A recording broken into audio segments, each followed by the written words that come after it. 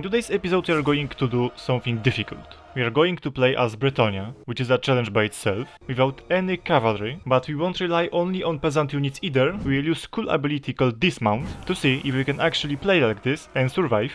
Please don't forget about like and subscribe, it really means a lot to me and helps grow the channel. We have just recently passed 150 subscribers mark, thanks. As you can see, our wizard is completely useless, but that's okay. We are playing Bretonnia after all, we have to get used to it. We are removing Pegasus Knights because we cannot dismount them. It hurts me, but we have to. Meanwhile, for the other 4 units of knights, we will buy upgrade, called Dismount. Now we have only 10 valor left, but we can regain some by fighting with those vampires. And that's how the dismount looks like. The important part here is that we can only dismount knights with above 75% of their HP. Below that we cannot dismount them. The same goes for the other units of the knights we have. And actually those guys shouldn't be big of a problem. Those are only zombies.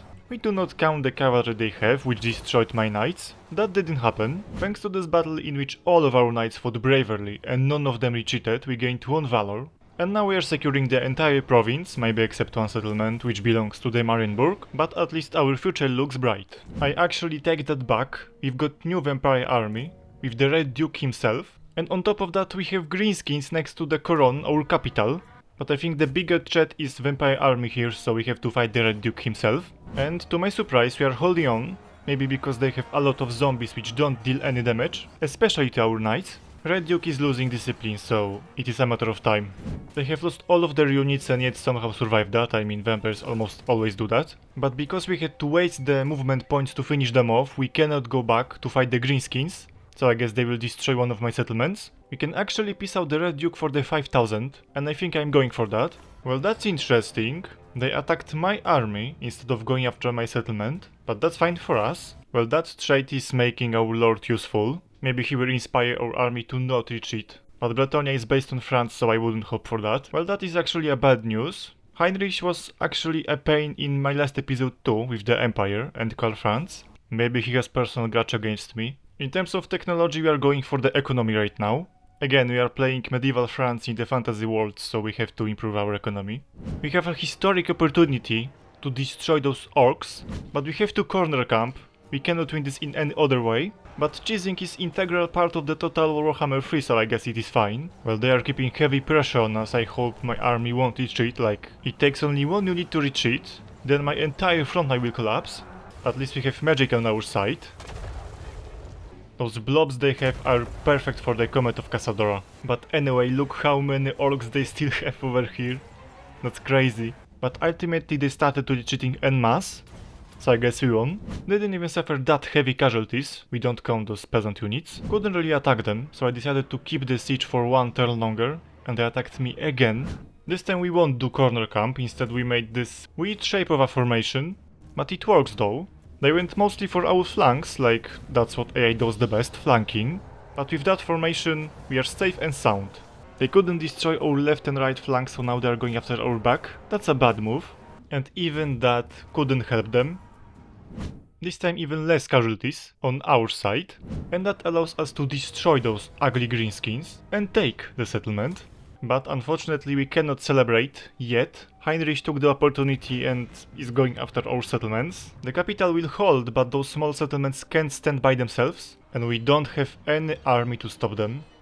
And because of that we are left only with our capital, if we do not count that settlement we took from the greenskins. But it doesn't even give us any income and has negative control. It is somewhat shadow settlement right now. And we've got even that damages our buildings. Of course, that's what we needed the most. Anyway, it is time for the Great Reconquest. In that battle we are the ones who are attacking, so we have to bait them. Let's hope it will work. Bretonnia isn't known for their mighty artillery after all. But the plan worked. They indeed attacked us. And are really annoying from the start. Like those fellbats I hate. Comet of Casadora is the MVP of this campaign for sure. Let's see if Luen can be useful for once at least and destroy enemy lord. But at the same time we have to remember that their lord is a wizard, not fighter, but at least Luen did something. I think we all can be proud of him. We have gained Happy Populance event right after we reconquered our settlement, but we cannot stop there. We have to go and attack Kemmler himself and show him his place. Via auto-resolve of course, I won't fight that. Interesting trait we have gained by defeating Kemmler. Font of Honor gives us ability to begin an run tree. I wonder what that is. And so I picked that skill from the skill tree and now we have that panel. We can choose our enemy here. Those bonuses are the same no matter the enemy we'll pick. And last only 10 turns. Well, I don't know to be honest, let's pick the Beastmen. And now we have a mission to win 5 battles against them. Duration time 25 turns. Well, there is a shame that there is no Beastmen around us. Kemmler offers us peace. What a joke. I think I prefer going after my lost settlements instead. We can also take Castle Artois, because why not? When I play as Bretonnia, I always forget about those vows. We could complete all 3 by now. Piecing out with Kemmler. He has 2 strong garrisons here in the Castle Drachenfels. And he's building new army here. I prefer going after Marienburg. I wanted to attack them way earlier, but then Kemmler attacked us. Let's try to build those siege towers. Well, we won't build them, they attacked us. The plan here is simple, we have to destroy those mortars they have, and then we will see. That actually made a big hit. The same goes for our archers. They actually surprised me with the damage they have done to their lord. Well, I think they were overconfident in attacking us. Maybe we don't have regular cavalry, but they still are knights. Their left flank completely collapsed, just like the rest of the army. They are attacking us again. I wanted to wait 1 more turn, but I guess I don't have to. We also can finally take Tancred Castle.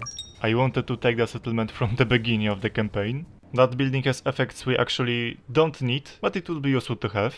That's actually really interesting and unusual location, I never had this. I wonder what items they're going to sell me.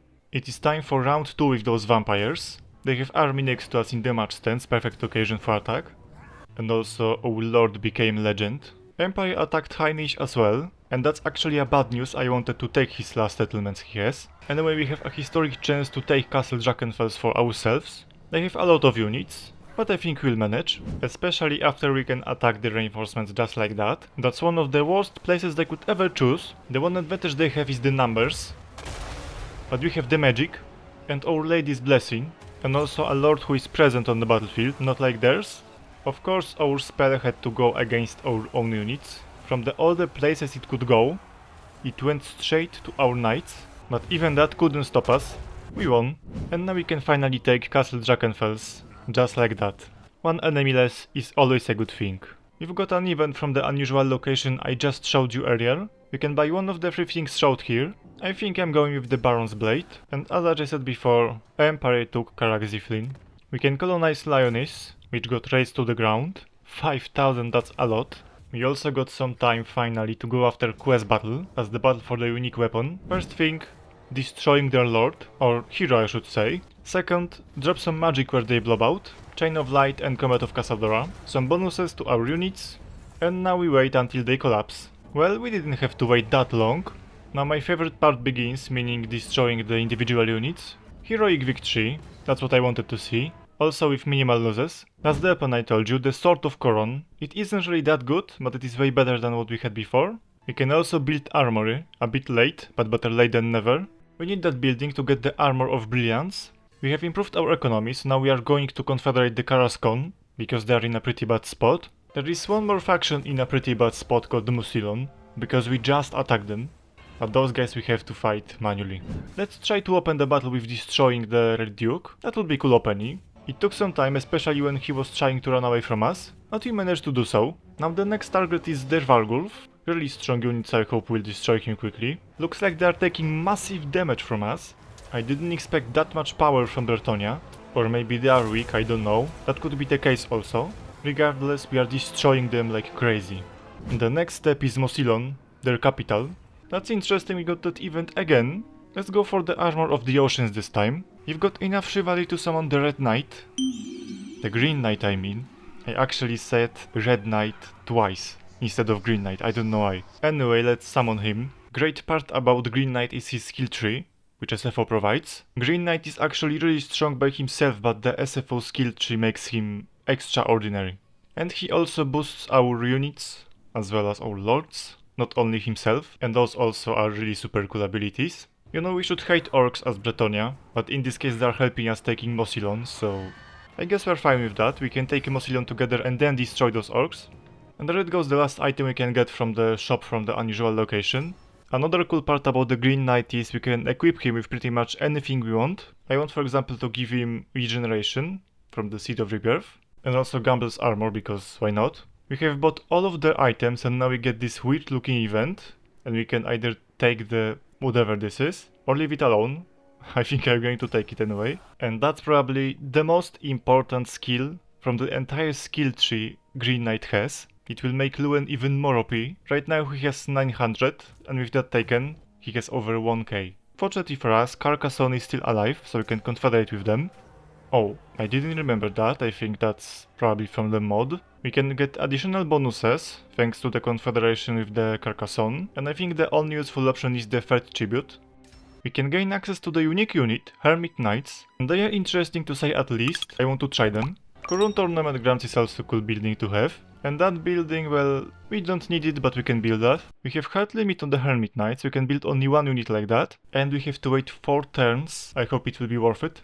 The Green Knight vanished. That's sad to see, but it was expected. We have too little chivalry to have him unlimited time. It is time to go after Wood Elves. That's why we will ask Skaven to join war against them. I know it is not very chivalrous to associate with Skavens, but whatever. It is what it is. What matters the most is we can reconquer lost Bretonnian settlements. These Wood Elves don't even pose a real challenge. They are actually so weak, we can actually take Atel Loren. And since the Oak of Ages is ours, I think it is time to take the rest of Atel Loren and destroy the rest of Wood Elves.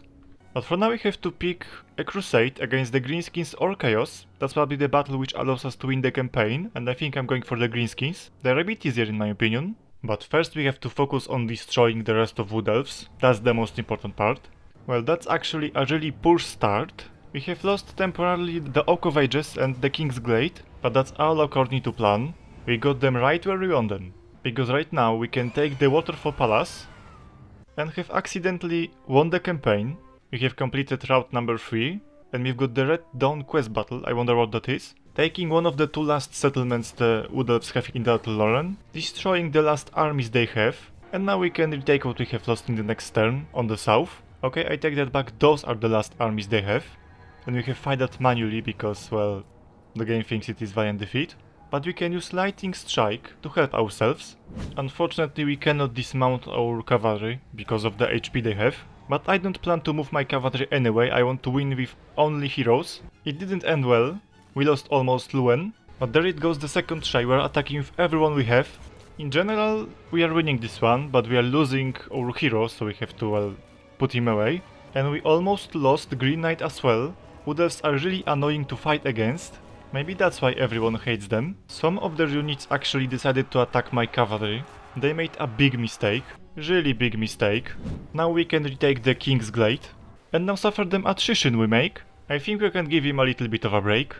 Just kidding. We are taking the Oak of Ages right now. We have secured all of Atel Loren, so now we have to go after the last 2 quest battles. The first one is going to be the Serpent Strikes. They didn't really wait for me to even make the formation. That's a bit sad, and very rude from them as well. They are also flanking us. Who would have guessed? Looks like we've got a bit of reinforcements here. I forgot how her name was, but he has actually strong character, so it is actually good information for us. We didn't need those reinforcements to be honest. I think we had this alone, but you know, it is what it is. So we have fought the Red Duke, then Archon, and now the Silostra. The problem she has is, well, there is 3-1. So I guess she doesn't have much chances. The losses were minimal. We can go after the next quest battle right away. The Miracle at Musilon, that's the campaign effect from the battle we had. And the Trait Absolved for the Luen. And I think we are finally ready to go after the Greenskins. The final battle begins. Just like the before, I want to use my heroes first, all of them. It will take some time to our army to get here. But with a little bit of a luck, I think they are not even needed here. The first army, Skarsnik's army, got defeated. Now we have to defeat Wurzak as well. We have also Grimgor here, so all of the big names in one big battle. But for now only one side is suffering heavy casualties. Grimgor is no more. Now we have to defeat Azak. And the problem is, I forgot about my army and, well, it looks bad. Our heroes got stuck, well, that's not good. But in general it looks like we're in this one. The only thing we have to do is to destroy Azak and then we'll make it. Which we of course did. I don't know what is Grimgor doing here, we destroyed him before, but okay. I guess we had to defeat him twice to win that battle. Those were the casualties. The best part is we gained 4 unique abilities for defeating 4 unique legendary green skill lords. And we have gained 2000 chivalry, which don't matter at all right now. And this is how the map looks like. We united the whole Bretonnia. We took Loren for ourselves. We still have Marienburg. Empire has 84 settlements and number 2 strength. High Elves are 7th. Dwarves are 1st. Looks like the Order Tide happened in this campaign. Like, literally. But anyway, we have our little piece of cake. Our little cute Bretonnia. Thank you for watching. Remember to leave a like and subscribe, leave a comment or two, and see you soon!